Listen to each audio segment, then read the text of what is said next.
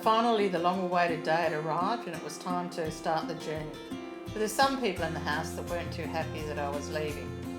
The first stop, Hobart International Airport, where the big jet engines roll. Interestingly, in the duty-free in Melbourne they had powdered milk. It's always exciting to see your departure on the International Departures Board. The sky was beautiful while I waited for the plane in Melbourne. And there the plane was, busy getting loaded with all it needed. And before you knew it, well, not quite, we're in Singapore. That's a huge terminal. You have to get around by a train. They have these huge gardens in the middle. Mostly, a lot of them are Singapore orchids, as you can see here. And in the middle of it all, there's a koi carp pond with big koi carp swimming around. Another plane trip and we're in Delhi. And here is an Italian pizza restaurant in the Delhi airport. This is the view from my room, very scenic as you can see. As you can see, the standards of wiring hasn't changed since I was here last time. So I wonder it doesn't all spark and blow the whole place up, burn Delhi down.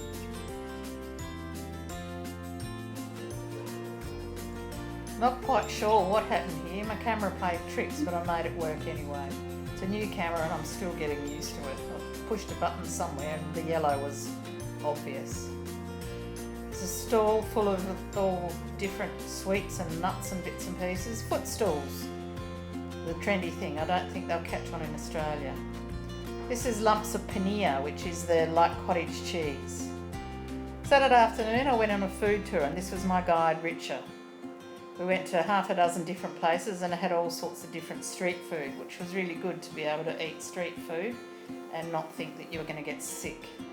Lots of yogurt and tamarind and pomegranate, all vegetarian. Finished off with a samosa and some gulab jamun. Being spring, there's lots of puppies around, and of course because they're puppies they're cute. They all look pretty well fed and there are lots of mothers around that look like they've been feeding puppies. Cute as. Most puppies are though. Sunday morning I went for a walk down the market. Here's one of the flower stalls, lots of marigolds. I came across this tent where they were doing some sort of community cooking. A man stirring a big pot of lentils. See the gas cylinders all worn out. That afternoon I did a Mahatma Gandhi tour and this is the room where Mahatma Gandhi used to stay in Delhi. This is the garden where he used to do his prayer meetings in the last 3 months of his life, and that's the actual spot where he was shot. Then we went to Raj Ghat, which is where he was cremated. So by Monday the tour had started and we went into Old Delhi to see the Jama Mosque. Here along the street the man's getting a shave. And grapes are in season, so there's lots of barrow loads of grapes around at the moment. Fresh veggies for sale on the corner of one of the alleyways. And we went to the market, which was the wedding market, so there was lots of bling and brocade and lovely bits and pieces for wedding saris. And as I've told you before, the Indians will sleep anywhere and sleep through anything. We also visited the Sikh temple in Old Delhi and they have also a community kitchen. Here's my roomie Beata, a Polish Kiwi, next to one of the big vats. You never know what animals you're going to see where in Old Delhi, or in India anyway. We went to the spice market and that was really interesting. Here you can see some cashews in a jar that someone has laboriously packed in all neat and tidy.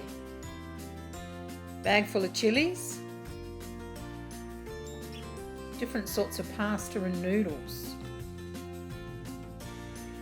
This is colour powder for the Holi celebration that's coming up soon, where they throw it everywhere and on everyone. Different sorts of black tea you can buy to your taste.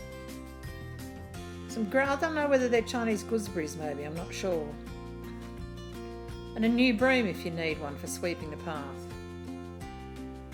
More marigolds. And one thing that has changed is they now have electric tuk-tuks, which is good. Hopefully will reduce the pollution. And here's the chai walla selling his chai. That's it for today. I'm off to Shimla tomorrow, so I'll talk to you again soon.